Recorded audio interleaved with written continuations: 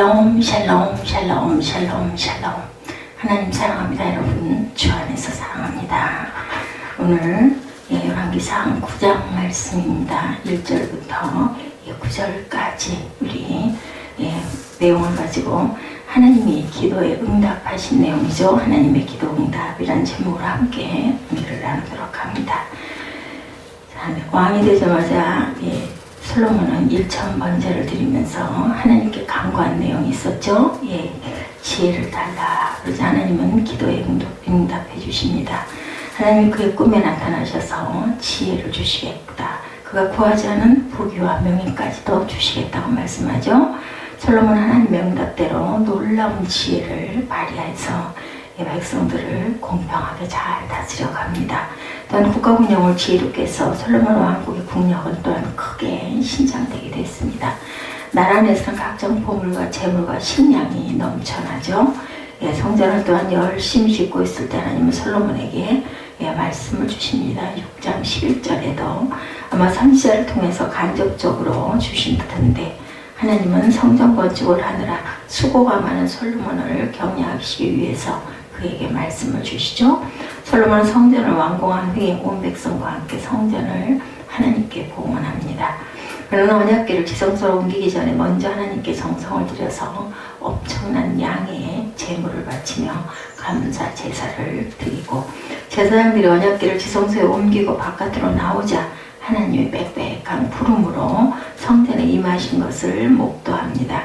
그리고 일어서서 솔로몬은 백성을 향해서 축복을 한 후에 성전 봉헌을 하고 그리고 다시 하나님을 향하여 성전 봉헌 기도를 드립니다. 성전 봉헌 기도를 요약하면 하나님이 다윗에게 하신 영원한 언약을 지켜달라고 약속을 주장하는 기도를 하죠.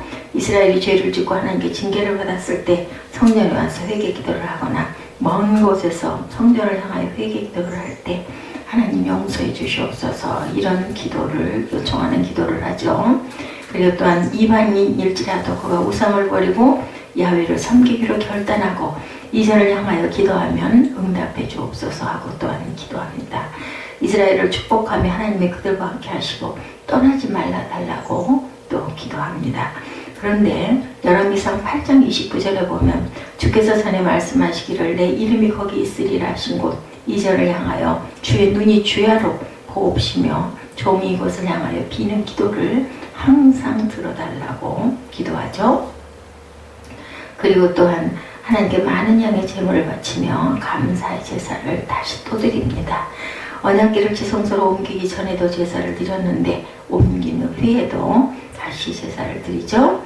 하나님의 하늘에서 불을 내려서 제물을 단번에 태우심으로 솔로몬의 기도에 응답해 주시는 증거를 보여주시죠.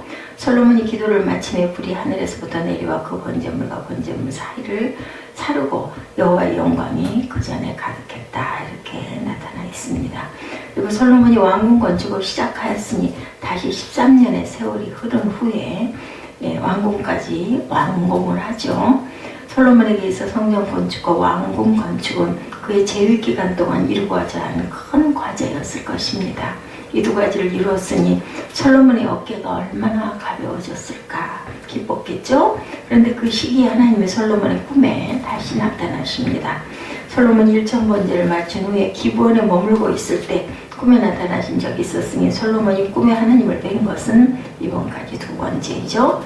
하나님은 13년 전에 솔로몬이 성전 봉헌 기도를 드릴 때 하늘에서 불을 내려 제물을 태우심으로 그의 기도를 받으셨다라는 증거를 보여주시고 13년 후에 하나님이 직접 솔로몬에 나타나셨던 메시지를 주시는데 오늘 그 메시지를 통해서 중요한 교훈 3가지를 찾아봅니다.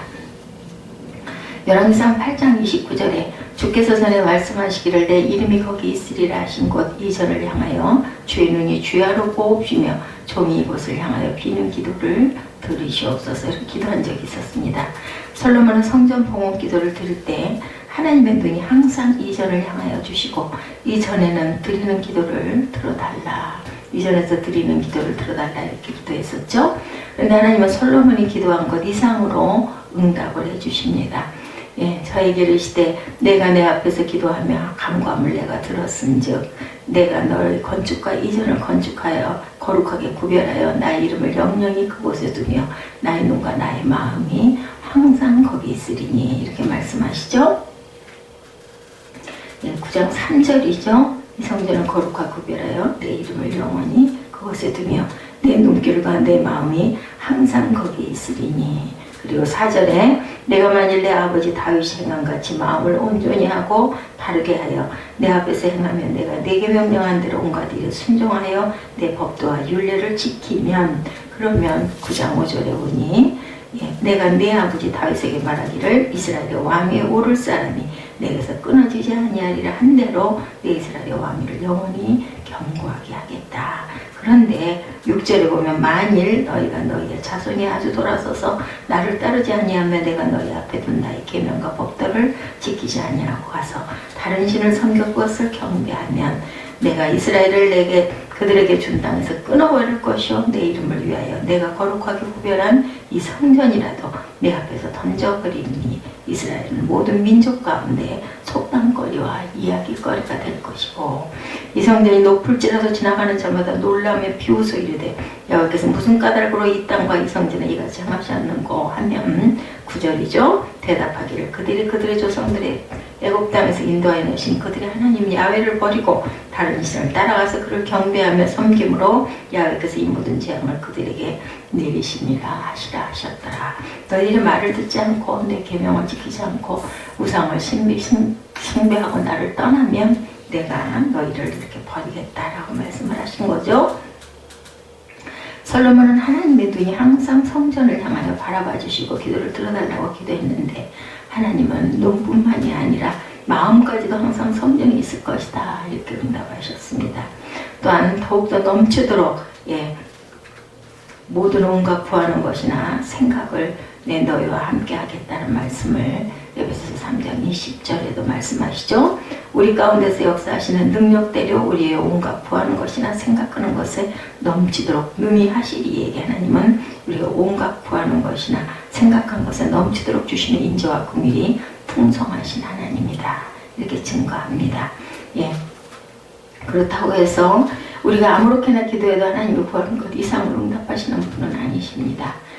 우리가 하나님의 나라와 의를 구하여 하나님의 뜻대로 기도할 때 하나님은 우리가 미처 구하지 못한 것까지도 채워주시고 구한 것 이상으로 채워주신다는 그런 말씀이죠. 그러므로 저와 여러분도 솔로몬처럼 하나님 기뻐하시는 기도를 드려야 되겠습니다. 그리고 솔로몬처럼 구한 것 이상으로 응답을 경험하는 저와 여러분들이 되시기를 주님의 이름으로 축복합니다. 솔로몬이 성전 봉헌 기도를 드린 것은 성전을 완공한 후였습니다. 그런데 하나님이 꿈에 나타나셔서 응답하신 것은 13년의 세월이 지나서 완공까지 완공한 후였죠. 그러면 하나님은 왜 성전 봉헌 기도를 드린 후에 나타나지 않으시고 완공을 완공한 후에 나타나셔서 말씀을 하셨을까? 그것은 솔로몬이 항상 깨어 기다는 것을 원하셨기 때문이죠. 그래서 다 끝난 다음에 나타나셔서 말씀을 하십니다. 솔로몬은 7년간의 성전 건축, 연이어 13년 내 왕궁 건축까지 20년의 대역사를 마무리합니다. 아마도 솔로몬은 큰 과제를 해결했다는 성취감을 느꼈을 것이고, 그런데 사람은 성취감을 어느 정도 느끼고 나면 이상하게 허탈감을 또한 느끼게 되죠. 그래서 나태해지거나 교만해지거나 방탕해질 수가 있습니다. 그래서 하나님은 솔로몬에게 노고를 취하시면서 동시에 그에게 나태해지지 말고 교만해지지 말라는 의미에서 다 끝난 다음에 나타나셨습니다. 하나님의 깊은 배려와 뜻이 담겨 있죠. 솔로몬은 이 두 가지 역사를 마친 후에 조금씩 잘못된 길로 들어가기 시작을 합니다. 하나님의 교훈을 소홀히 여기죠. 마태복음 26장 41절에 시험에 들지 않게 깨어있어 기도하라. 마음에는 원이로되 육신이 약하도다 하시고, 고린도전서 10장 12절에도 그런즉 선줄로 생각하는 자는 넘어질까 조심하라고 말씀하셨습니다. 예수님은 우리를 시험에 들지 않게 깨어 기도하라고 교훈하시죠. 선줄로 생각할 때 넘어질까 조심하라고도 말씀을 합니다. 요즘 우리는 어떤 형편에서 살고 있습니까? 고난과 시련 중에 있다면 누구보다도 우리는 기도해야 되겠죠. 그런데 여러분은 내가 형통하거나 평안하다고 느끼는 분도 또한 있을 거예요. 그렇다면 말씀대로 깨어서 또한 기도해야 됩니다. 왜냐하면 그러다가 넘어질 수가 있기 때문에 우리 어린 날 장난을 하거나 놀다가 너무 즐거워서 깔깔거리고 웃고 나면 모르겠어요. 저는 늘 그런 경험을 했습니다. 그러고 나면 안 좋은 일이 생겨요. 너무 지나치게 장난을 하고 놀다가 다치거나 아니면 다투거나 아니면 좋지 않은 일이 일어나가지고 그 생각이 들 때가 있어요. 너무 재밌고 너무 좋을 때는 아이구나 이러다가 또 안 좋은 일이 생기면 어떡하지? 내가 너무 많이 웃어서 울 일이 생길 수도 있겠다 하고 제가 절제했던 기억이 납니다. 어린 날의 기억입니다. 이런 것처럼 우리가 항상 너무 좋을 때는 좋지 않을 때도 생각하고 대비도 할 줄 알아야 되겠다. 하나님은 솔로몬이 기도한 대로 성전을 기쁘게 받으셨죠. 그리고 성전을 향하여 눈만 향하는 것이 아니라 마음까지 항상 내가 거기 있겠다라고 약속하십니다. 그렇지만 성전이 존재하는 것만으로 다윗에게 주신 영원한 언약을 이행하지는 않을 것이다. 제가 아까 읽어드린 대로 만일 6절부터 9절까지는 네가 나를 떠나면 라고 말씀하시죠. 다윗에게 주신 영원한 언약은 순종하는 삶을 살 때 유효하다고 교훈하시죠.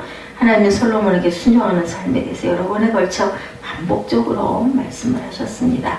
4절에도 말씀하셨죠. 내가 내 아비 다윗의 행함같이 마음으로 온전히 하고 바르게 하여 내 앞에서 행하며 내가 네게 명령한 대로 온갖 것을 순종하여 나의 법도와 율례를 지키면 이렇게 말씀합니다.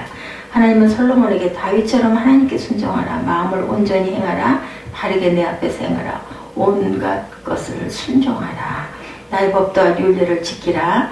5번이나 반복해서 순종을 강조하시죠. 그렇게 하면 다윗에게 약속한 대로 이스라엘 나라와 다윗의 왕위를 영원히 지켜줄 것이다 이렇게 약속을 하셨습니다.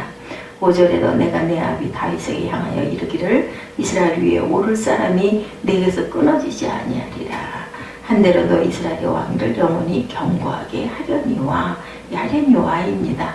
그 뒤에 6절부터는 그러나 만일 이스라엘 하나님의 계명과 법도를 지키지 않고 다른 신을 숭배하면 이스라엘을 가나안 땅에서 끊어버릴 것이요 솔로몬의 성전이라도 내 앞에서 던져버릴 것이다 이렇게 경고하시죠.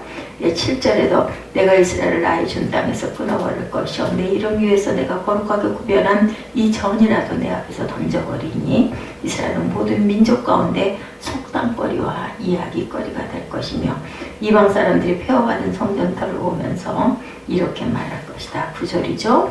저희가 자기 열조를 애굽 땅에서 인도하여 내신 자기 하나님 야훼를 버리고 다른 신에게 복종하여 그를 숭배하여 섬김으로 야훼께서 이 모든 재앙을 저희에게 내리셨다. 이렇게 만들 것이라는 거죠.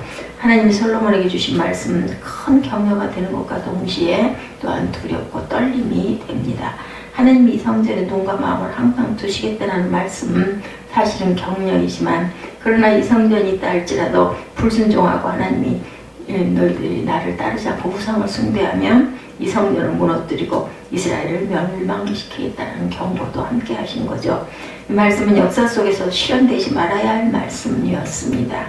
그렇지만 불행하게도 역사 속에 실현되었죠. 그것도 3번이나 실행이 됩니다. 이스라엘 자손이 하나님께 불순종한 결과 주전 722년 북이스라엘 왕국은 아수르에게 멸망을 당하고 거의 모든 백성이 이방 땅에 포로로 끌려갑니다.